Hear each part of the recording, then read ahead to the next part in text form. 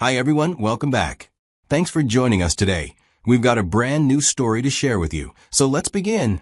My name is Philip, and if there's one thing life has taught me the hard way, it's this. It doesn't matter how much you do, you can never keep a partner that doesn't wish to be kept. You can love them. You can support them. You can give them the world. But if their eyes are outside, no amount of effort will hold them in place. I learned that truth in the most brutal, soul-crushing way possible when I watched my wife and her lover walking into the beach house I paid for with my own money. But I had a surprise for them. Here's the thing. Before it all went to hell, life was actually good. So, before I take you into how it all unraveled, I want to walk you through everything from the beginning. Buckle up, this one's going to be a ride. Audrey and I were friends long before we were ever anything more. We'd both been through our fair share of failed relationships. She had her baggage, and I had mine. But when those relationships didn't work out, we both found ourselves single again. Not knowing what to do, we decided to try dating ourselves. So, we gave it a shot. And surprisingly, it worked. I say surprisingly, because neither of us had a perfect track record in love. But something about being together felt easy. Like we already knew the worst and best of each other. Within a year of dating, we got married. And let me tell you, it felt like the right move. At that time, I was fully invested in my business. I run a company that imports wares from China, which means I travel now and then. Sometimes it's just a trip to another state. Other times, it's overseas. Audrey never complained about my travel schedule. Not once. She understood the nature of my work. And at least from what I saw back then, she was supportive. Before we got married, Audrey had her own thing going on. She worked in the corporate sector and was good at what she did. But after we tied the knot, I offered her a position in my company. I thought it would be a good way for us to spend more time together, build something as a team. She took over the marketing side of things, which gave her a clear lane of responsibility. Meanwhile, I continued handling the bigger picture. Overall strategy, operations, and expansion. It was a system that worked well for us. Our business started growing, our finances got better, and life became comfortable. It genuinely felt like we were building a life that's solid, steady, something to be proud of. And that's why, looking back, it still stuns me. If someone had told me back then that Audrey would cheat on me, I would have laughed in their face. I would have argued with them until I ran out of breath. Because the version of her I knew, she wasn't capable of that. At least, that's what I believed. One night, Audrey, my wife, had dozed off on the couch. She was curled up, her phone still lit in her hand. Just another quiet evening after a long day. I reached over to take her phone, just to place it on the side table like I always did when she forgot. But the moment I tapped the screen to lock it, I noticed a message thread still open. It wasn't the message itself that caught my attention at first. It was the name. It was saved under a name that clearly read as female, complete with the emoji to throw you off. But the message sitting there wasn't from any woman. The tone was wrong. You don't need to be a detective to tell when something feels off. The words were playful and laced with a kind of flirtation that men use. I think every married person prays they never find themselves in the moment I found myself that night. So I started scrolling, and the further I scrolled, the colder I felt. Message after message, date after date, lie after lie. My wife had been sneaking around behind my back. I copied the number immediately. I needed to know who the hell this person really was. I ran the number through a caller ID app one used occasionally for work. It pulled up a name that made everything inside me break.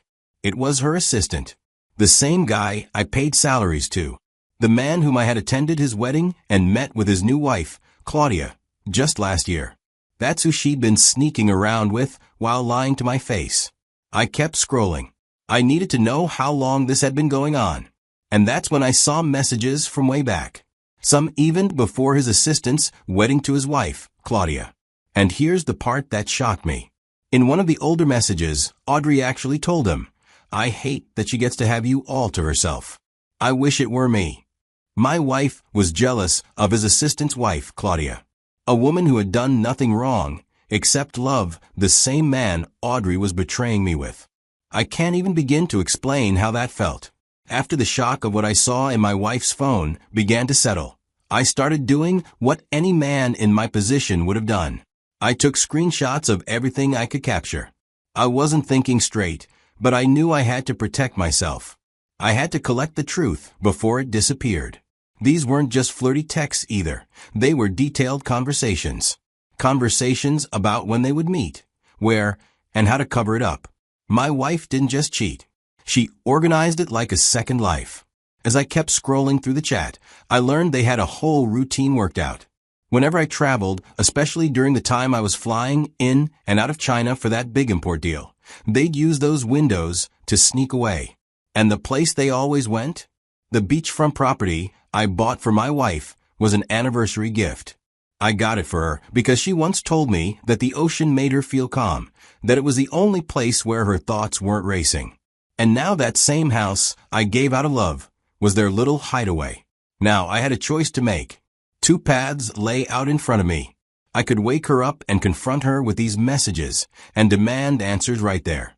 Or I could be smart about it. Catch them in the act. I leaned toward the second option, but I knew if I was going to do this, I might as well invite someone. That's when I thought about Claudia, my wife's assistant's wife.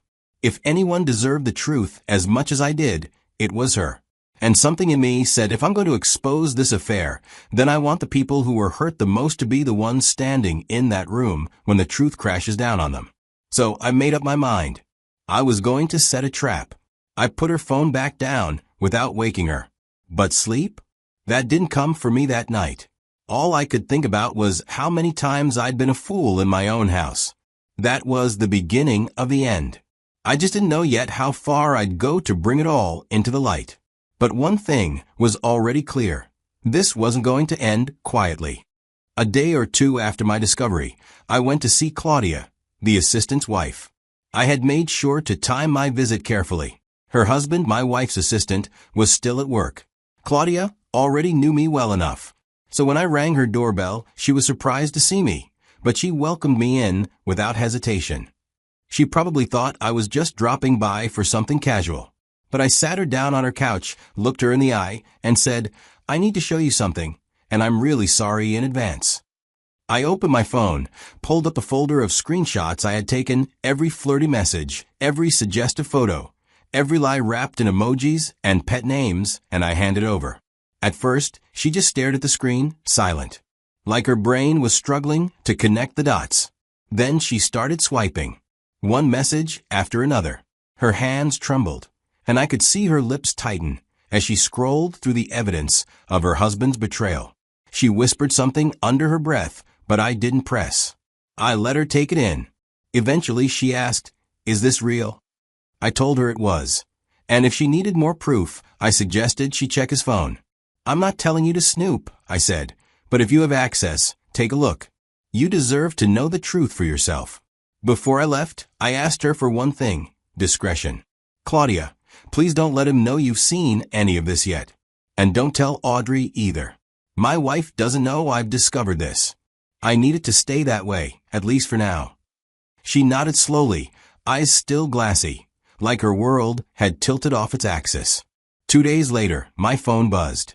It was Claudia. She confirmed everything. She'd gone through her husband's phone, texts, pictures, and call logs. It was worse than she thought. The affair had been going on even before they got married. "He was lying to me while we were planning our wedding," she said, voice breaking. "And I had no idea." She then asked, "What do we do now?" I didn't hesitate as I met her eyes and said, "I have a plan." Now, I'd like to say that I handled everything calmly and without emotion, but that would be a lie. The truth is, once I discovered what Audrey had been doing behind my back, I felt like I was standing at the edge of a cliff. Still, instead of reacting right away, I decided to take my time and do things smart. I wanted evidence, and I knew exactly where to look, the beach house. I got the property for Audrey a few years ago. I rarely went there myself, and I wasn't even sure if the security cameras I had paid to be installed back then still worked. So I hired a trusted technician to go out there and quietly inspect the whole system for me. A few days later, he called me with an update. Some of the cameras were dead, but a few still worked. Enough to show me more than I ever wanted to see. He transferred the footage to a secure drive and gave it to me personally. I watched it, and let me tell you, there's no pain quite like seeing the person you gave your life to, locked in someone else's arms, in a house you paid for, in spaces you designed for her comfort. I saw Audrey and her assistant making out in the kitchen, then in the bathroom, then in the living room. It wasn't a one-time thing. I felt sick. I sent a few of the clips to Claudia. She deserved to see it. I didn't dump everything on her, just enough to confirm her worst fears were real. She was shaken, of course. But instead of exploding, she responded with a quiet kind of resolve. We agreed we were going to wait for the next time they tried to sneak away. Weeks passed. I played the role of the clueless, hard-working husband. I was already traveling a lot for business at the time, working on expanding our supply chain with partners in China. So when I told Audrey that I had a week-long trip coming up, she didn't even blink. I booked a real flight, packed my bags, and even had one of my employees drop me off at the airport. She kissed me goodbye and told me to be safe. But I never boarded that plane. Instead, I grabbed a cab, circled back to a quiet hotel not far from the beach house, and checked in. I turned off my main phone and kept only a burner and my tablet. Through the Find My app, I could track Audrey's phone, since we had it connected for safety reasons. Day 1, nothing. She went to work, came home, and didn't even flinch. Day 2, I called the office mid-morning, just checking in casually, pretending to be a husband who misses his wife. I asked my assistant if Audrey was in. He said yes, but mentioned she was getting ready to leave for the rest of the day, said something about a meeting. When I asked what the meeting was about, he said she didn't give any details, just said it was important. I told him to alert me the moment she left the building. I immediately called Claudia, told her it was happening today, gave her the exact address and directions to the beach house. I expected her to need a little time, but she said she was already dressed and on her way. I guess part of her was hoping this moment would come. Around 1:30 p.m., I got the call. She was gone, and she wasn't alone. She left with her assistant. I was already with Claudia. I used my spare keys to unlock the door, and we let ourselves in. We already poured wine, sat down in the living room, and turned on the camera feeds. While we waited, something clicked in me. I realized why Audrey always picked this place. It made perfect sense. It was far, about 2.5 hours away from our home in Florida. It was quiet, private, and I never monitored it. At our main house, she knew I kept an eye on the cameras. But here, no surveillance, no suspicion, no neighbors, just the ocean and silence. No one would ever guess she was cheating here. Claudia and I didn't say much. We just sipped our wine and watched the feed like it was a reality show we didn't want to be part of. Then we saw them, Audrey and her assistant, pulling up to the house. They had no idea who was already sitting inside, waiting. The second they stepped inside, I calmly stood up and said, "Welcome." They froze. My wife's smile dropped instantly, and so did her lover's. His name's Damien. Claudia didn't waste time. She stood up, walked straight up to her husband, and without hesitation, slapped him across the face. Then she let him have it, cursing him out for cheating on her, for lying, for making her believe in a marriage that was a joke from the start. Damien looked like he wanted the floor to swallow him. Audrey, on the other hand, looked like she was searching for the right lie to tell, fumbling with her words, trying to explain something that could soften the blow. I didn't raise my voice. I just asked, "Is this the meeting you took the day off for?" She said nothing, not a single word. I stepped closer to look her in the eye. "Did you really think I would never find out you've been cheating for over a year?" I asked. That's when the tears came. She broke down right in front of me, sobbing. She started to beg, saying she had made a mistake, that she was sorry. I told her calmly that it was too late for apologies. I had already seen everything. The texts, the late-night messages, the pet names, the plans they made behind my back. I had screenshots, dates, every detail she never thought I'd discover. And now, I have video footage too. From the beach house cameras. I saw them all over the place. In the kitchen, the living room, the hallway. I didn't go into graphic detail, but I made it clear. I had the proof. Then I laid out the terms. We were getting a divorce. That wasn't up for discussion. She would resign from her role at the company immediately. I told her she'd get a severance package to help her move on, and that would be the end of it. But I also warned her that if she tried to take this to court, if she tried to drag this out or come after more than what's fair, she would lose. Completely. Because years ago, during a rough patch when I was facing lawsuits, I had legally restructured my assets. Most of what I own isn't even in my name anymore. My wealth is locked down. And if she pushed, I would release every single piece of evidence, texts, photos, and those clips. Audrey collapsed into more begging, asking me to forgive her, that she didn't mean to hurt me. But I had nothing left to give. I was done. Then I turned to Claudia. I asked her what she planned to do. She didn't hesitate, said she was divorcing Damien, and planned to take everything she could. I nodded and told her I'd cover her legal fees. I'd get her the best attorneys in the state. She deserved that much. Audrey and Damien were still pleading as Claudia and I walked out.